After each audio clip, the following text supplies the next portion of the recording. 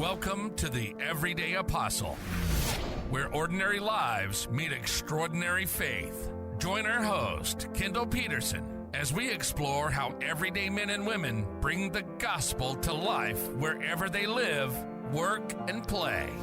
Let's dive into it right now.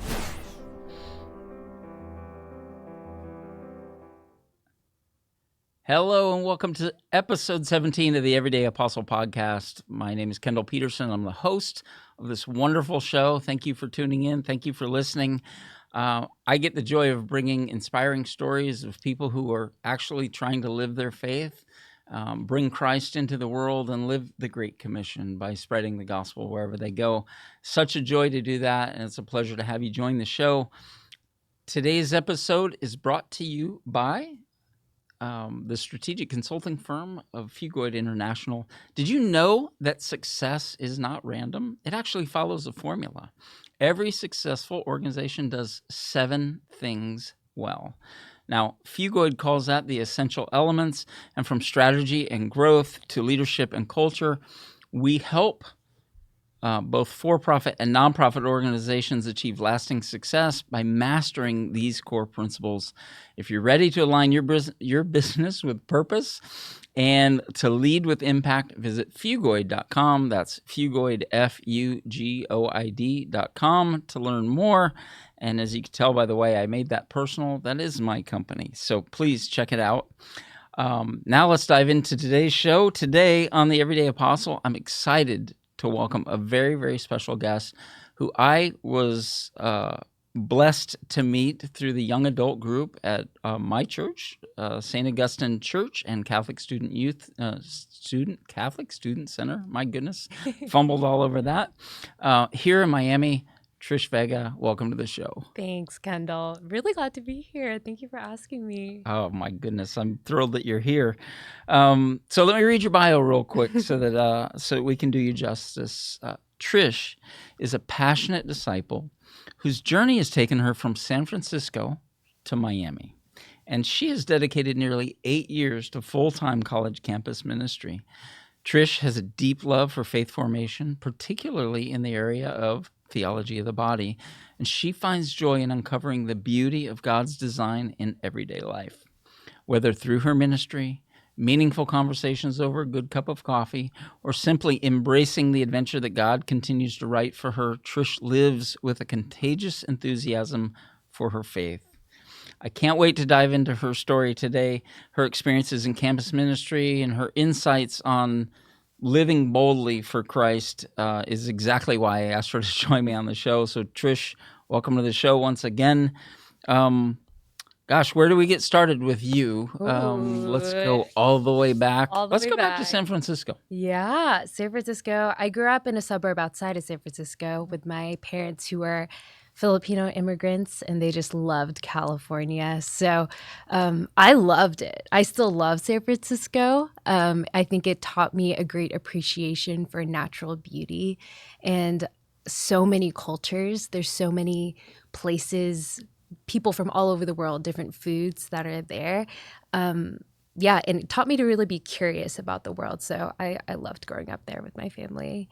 So how long were you in that area? I lived there until I went to college. So I lived there from birth until coming here to Miami. I went to the University of Miami, and that was really my first time outside of the San Francisco Bay Area bubble, which was fun, another adventure for me.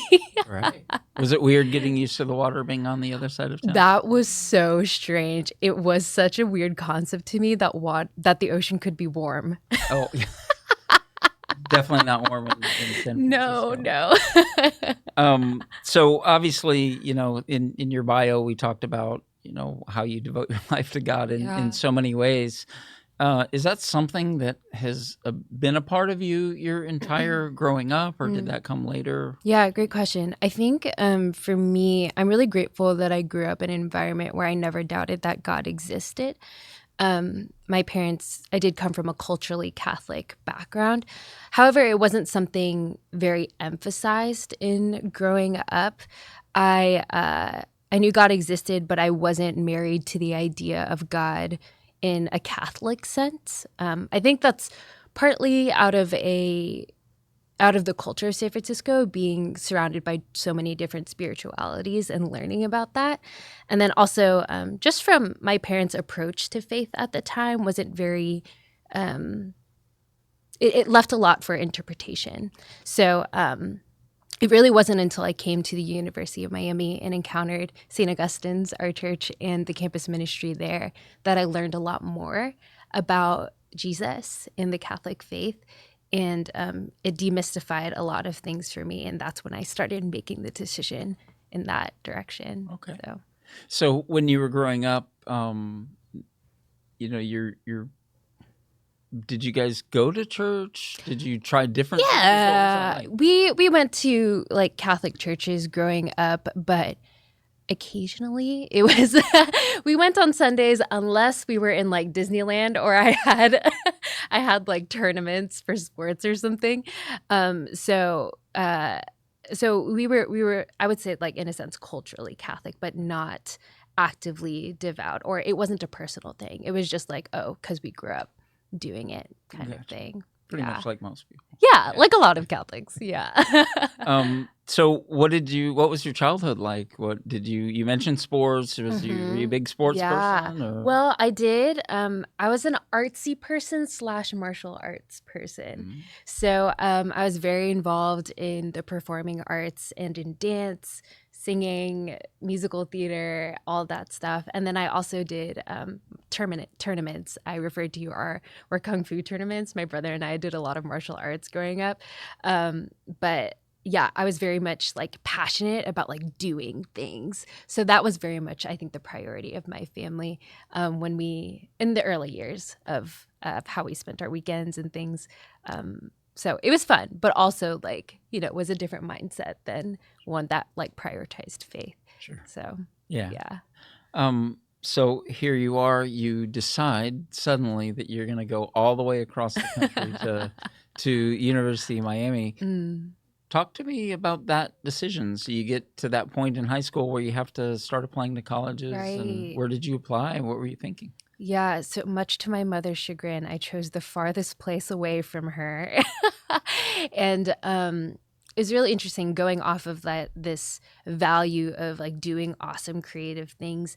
I wanted to go into college studying music business and songwriting. It's something I was very passionate about, something I still am passionate about. And it's a program not offered in many colleges, at least at the time. So I just applied to wherever had it.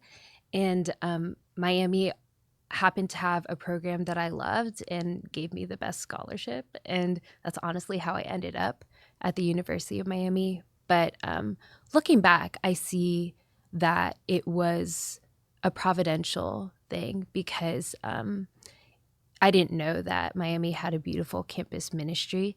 But I remember I wasn't even considering as a school, but I visited with my mom and I just like got this sense of like, I need to be here. I couldn't explain it. And I'm usually not that person. I'm usually a very rational, I need to think things through. Here are the pros, here are the cons.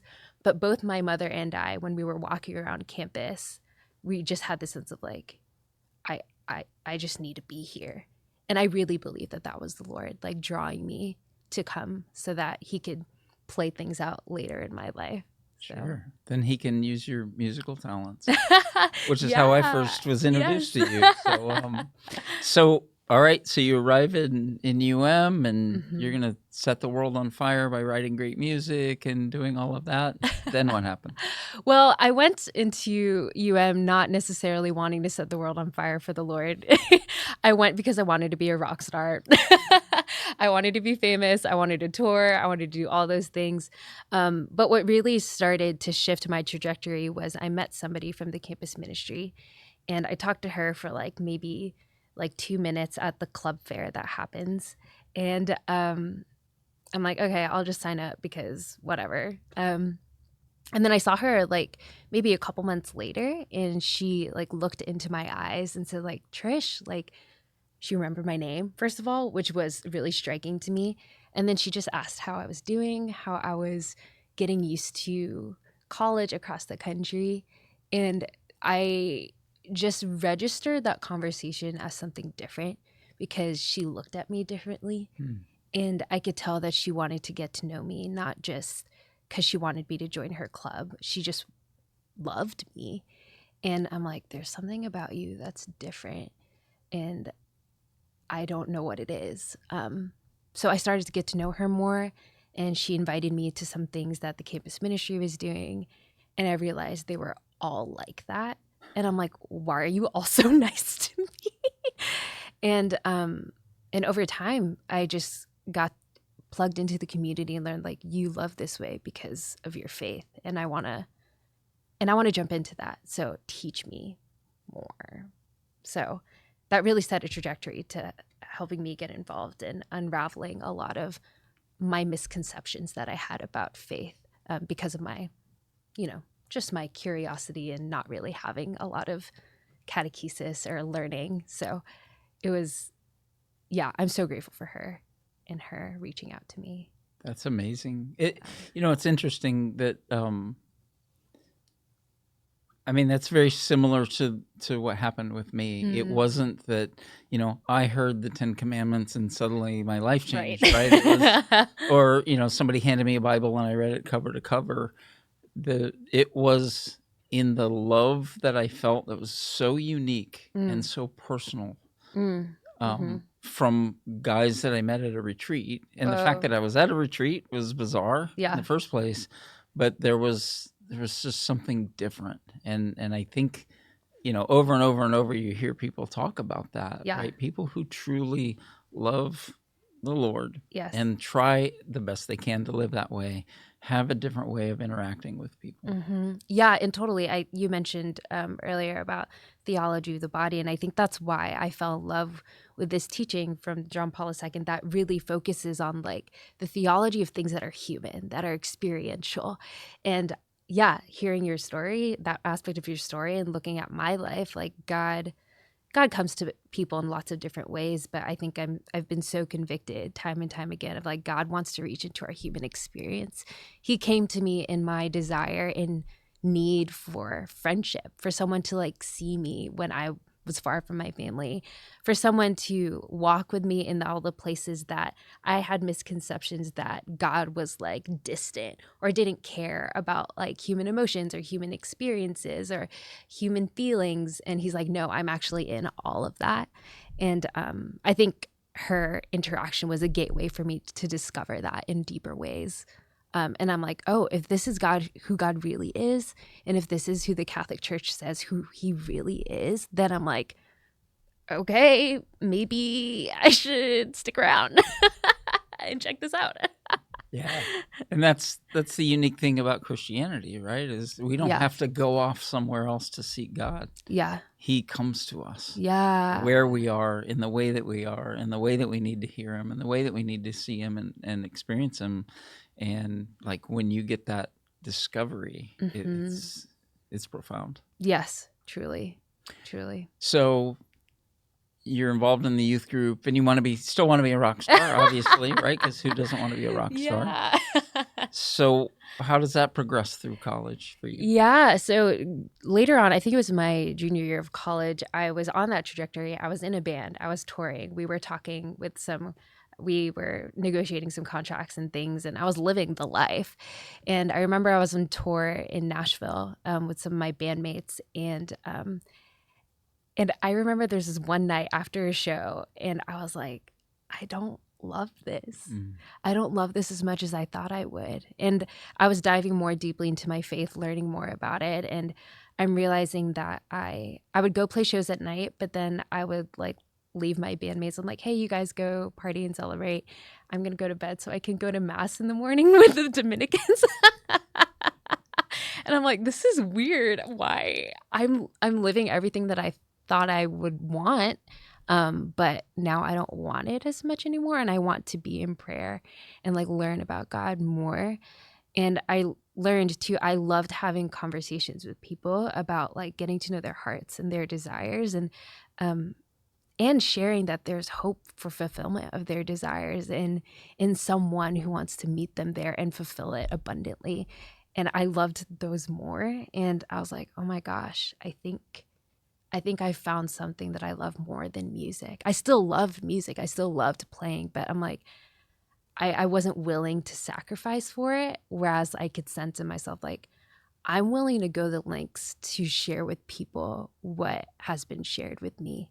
And I think that started a trajectory of like, I think I want to do this for my life. And I got to know some missionaries from an organization called Focus, Fellowship of Catholic University Students. They came to our campus the semester after my summer of touring, and I'm like, I think that's it.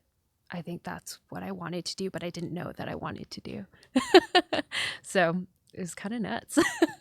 It is, and it's usually nuts, right? Yep. You have Yep. this dream that you build up your whole life, and then, God even just removes that desire from your heart. Yeah. And in your case, obviously still wants you to enjoy the music and wants you to glorify him with your talent. Yeah. Right? But the other things that you think go with it, they're not there anymore. Yeah, exactly. And I would say he didn't necessarily like remove it from me. I think he just showed me more. I think he saw I desired it, and he's like, I know you want it and I know you desire it, but I also want to expand your desire and let me show you that there's something you still want that, but can you imagine wanting something even more? So it's cool that like he honored that piece of me that still wanted to be famous, a rock star, but he's like, let me just like expand it and put it in a greater context, which I feel very loved by God in. Like, he didn't take away the desire for me to be a rock star, because later on when I became a full-time missionary with Focus, I happened to be entrusted students who were working in the music industry. I was a missionary up in New York for a little while, and I worked with a lot of students who were in like recording studios playing shows, and that's what I got to do with them. So it's just cool that he still answered that desire, but in a way that I wasn't anticipating or could have imagined. And only he could answer it that way. You're right. I didn't ask for it. It was just like, boop, here. Amazing. So how do you call back home and tell your parents that your lifelong dream is gonna look a little different? Great question. I remember actually on that tour in Nashville, I called my parents and I'm like, hey, I think I want to be a full-time missionary. And they were like, excuse me?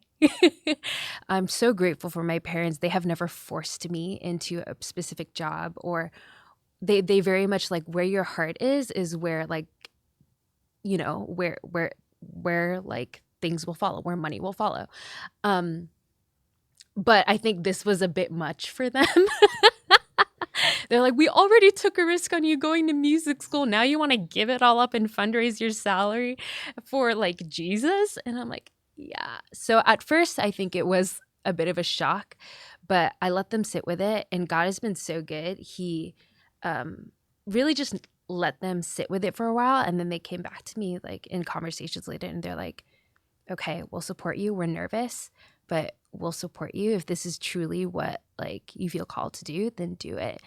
And then by the time that I had said yes to being a missionary and I was going into my fundraising stint, they were like my biggest supporters. They're like, we're going to tell everybody, like, we are going to put everything behind you. And I'm like, wow, this is God, because I didn't convince them. I didn't do anything. It was just like they came to it on their own. So Amazing. Yeah, it doesn't always happen that way. So I'm really grateful for my parents' docility and being willing to like wrestle with it with God on their own. So you leave Miami and then go to the other extreme of the United States, which is the Northeast. So you're up there for a while. Yes. What brought you back? Yeah, so I was with Focus for 5 years, serving in New York City and then Massachusetts, and then I worked in their headquarters in Colorado for a year. And then I just perceived a invitation from the Lord. He's given me so much experience in working with Focus in ministry.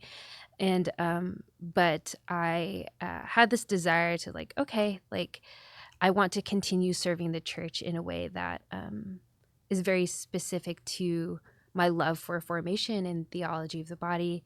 In Colorado, I was working on the team that helped plan the formation for all of the missionaries, all of the new missionaries that come into focus. And I'm like, I love this, but I want to work like more on the ground and help create a plan of formation that's like closer and specific to a community.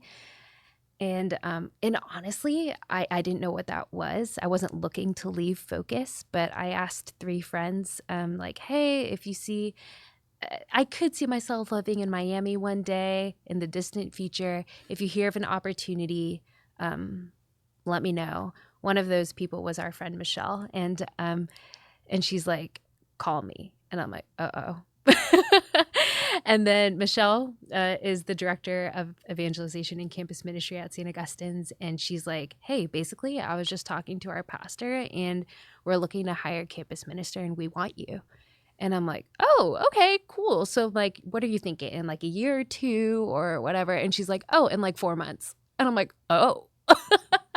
So I'm like, okay, I need to think about this. And I took it on my end and shared it or sat with it in prayer. And I'm like, wow, this actually is perfect. It's returning to a community that I love, a community that formed me.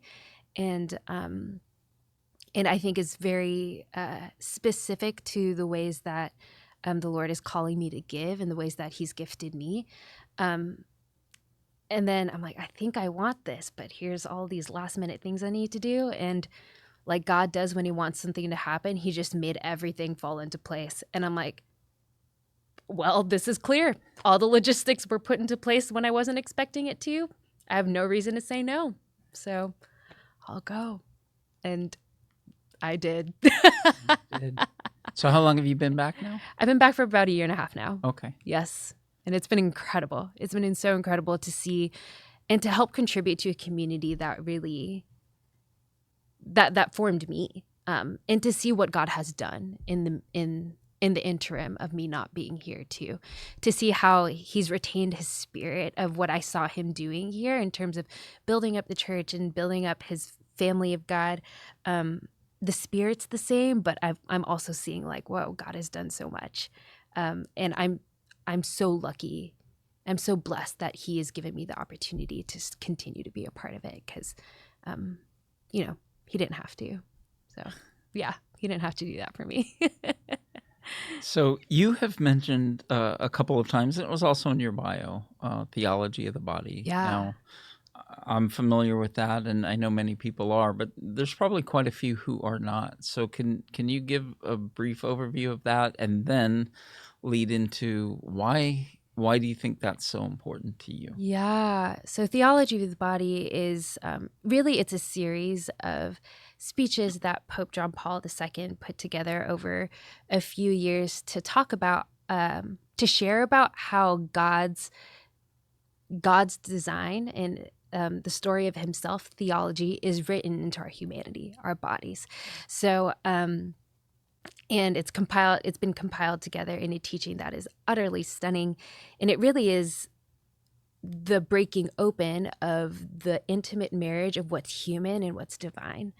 And I think that was so groundbreaking for me, especially in my early years of reversion or learning about my faith, because I think I grew up with this idea that Christianity and the church hates the body. I grew up with this idea that like God doesn't care about like the weird parts of me, like whether I'm emotional or like my sexuality or like all of these things. That's just like taboo for God. So to have that message be flipped on its head on like all these places that I think God doesn't care about, not only does he care about them, but he's actually created them to tell the story of heaven and eternity and of the greatest love story ever. I'm like, whoa, that is so cool. Something so little and something I perceive as so like too small or like too gritty for God. God's like, no, I'm in there. I think it was very healing for me in my journey, in correcting a lot of my view of how I view myself and how I view how God looks at me. Well, thank you for sharing that, because the term gets thrown around, Yeah. and more people should really kind of dive in there, because like Yeah. you, what I found remarkable was just that the way you articulated that was beautiful, in to think that we kind of we have our bodies and we have our feelings and we have everything that makes us human. Mm-hmm. It's easy to think that God is separated from that, because God's God, right? Mm-hmm. And he's not human. Mm-hmm. Even in the process of becoming human, right? Yeah. Through Jesus and all of that, you can learn so much. So I'm going to put in this episode, I'm going to definitely put a link to more information about theology of the body, because Awesome. I think that would be wonderful for the listeners to explore that and kind of see where it goes. Yeah, for sure. So as we get closer to the end here, as I reminded you at the beginning, it goes very fast. It's hard in this world to openly live your faith if you want to live in the world in the way the world defines it, right? And the people who don't are we're different and we're viewed differently, right? There can be a happy marriage between the two, and you can be pretty mainstream. I run a business and all of that, but it's hard, and I would say probably harder on a college campus to a certain degree, right? Where everybody's at that phase in their life where they're trying to explore who they are and what they are and answer all kinds of questions, and the megaphones that are pointed at them to tell them things that just are blatantly untrue or pretty prevalent. So how do you navigate that, either in campus ministry directly as a focus, missionary, or in your role, or just how do we, even as a parish yoked to a college campus or university, like how do you live that? Yeah, I think a college campus can be a very polarizing place of people from all walks of life coming together in one space and being quite vocal about it. I think it could be very challenging. I think I also view it as one of the most beautiful opportunities, because college students are, there's lots of wrestling and lots of like identity figuring out, which can lead astray, but it also means they're so curious and so open and so desiring to know what's good and true. And I think one of the principles I love about theology of the body is John Paul II talks about this idea of personalism, of really trusting the human experience. And if we are truly made in the image and likeness of God, something about our human experience will always point towards him, even if it's twisted. So I love being on a college campus for that very reason, because I can have, like, college students are willing to have dynamic conversations. And as long as we have an attitude of curiosity, even in the face of opposing opinions, we can usually come to a place of like, oh, at the root, we're all looking for love. At the root, we're all looking for acceptance, to be seen and to be known. At every desire, that is the distillation of it. And that always and only points to God.